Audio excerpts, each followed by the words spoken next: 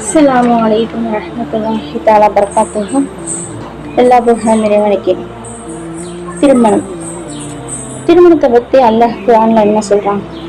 லக்கத் கான லக்கும் ஃபீ ரசூலில்லாஹி உஸ்வத்துன் ஹஸனத்துன் லிமன் கான யர்ஜுல்லாஹ வல் யௌமல் ஆஹிரி வ ذكرல்லாஹ கஸீரா.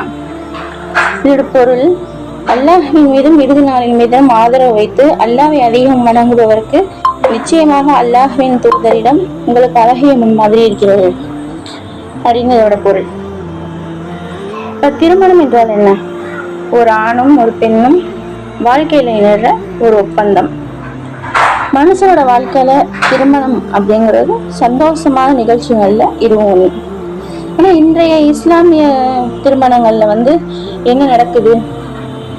திருமணம்னாவே என்ன பண்றாங்க? ஃபர்ஸ்ட் பத்திரிக்கை அடிக்கிறாங்க, பந்தக்கால் நடுறாங்க, வாழை மரம் கட்டுறாங்க, வீடியோ எடுக்கிறாங்க.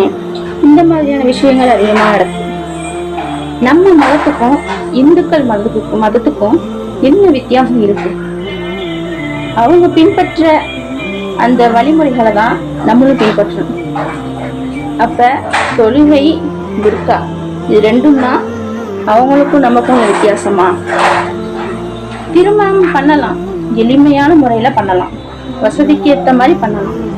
ஆடம்பரமான திருமணம் எதற்கு?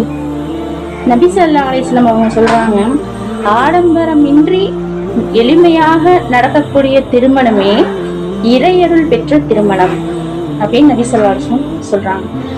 நபி ஸல்லல்லாஹு அலைஹி வஸல்லம் காலத்துல நபி ஸல்லல்லாஹு அலைஹி வஸல்லம் பக்கத்துல ஒருத்தவங்க நிக்கிறாங்க. ஒரே அத்தர் பூசிய வாசம் அடிக்குது. ரசூலுல்லாஹ் கேக்குறாங்க, உங்களுக்கு திருமணம் ஆயிடுச்சா அப்படின்னு. எனக்கு திருமணம் ஆயிடுச்சு ரசூலுல்லாஹ் அப்படின்னு சொல்றாங்க. இப்ப எந்த அளவுக்கு எளிமையான முறையில திருமணம் நடந்திருக்கும்?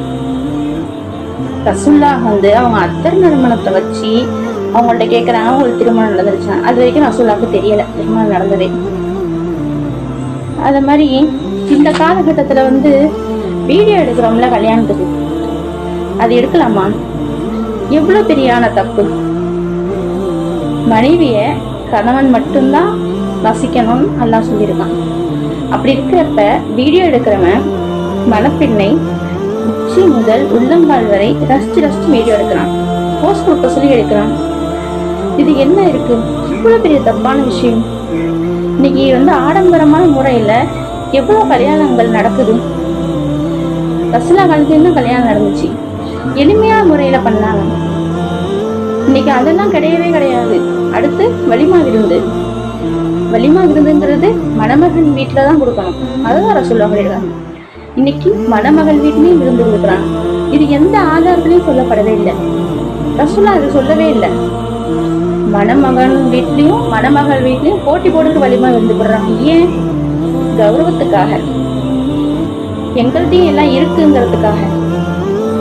ஆனா அப்படி கிடையாது, வெளியில காட்டதான் அப்படி. ஆனா அந்த வலிமா விருந்து போடுறதுக்கு என்ன பண்ணிருப்பாங்க? வீட்டை வித்திருப்பாங்க, கடன் வாங்கியிருப்பாங்க, வட்டி வாங்கியிருப்பாங்க. இந்த மாதிரி ஆடம்பரமா போடணுமா வலிமா விருந்து? அப்படி ரசூலுல்லாஹ் போடலையே.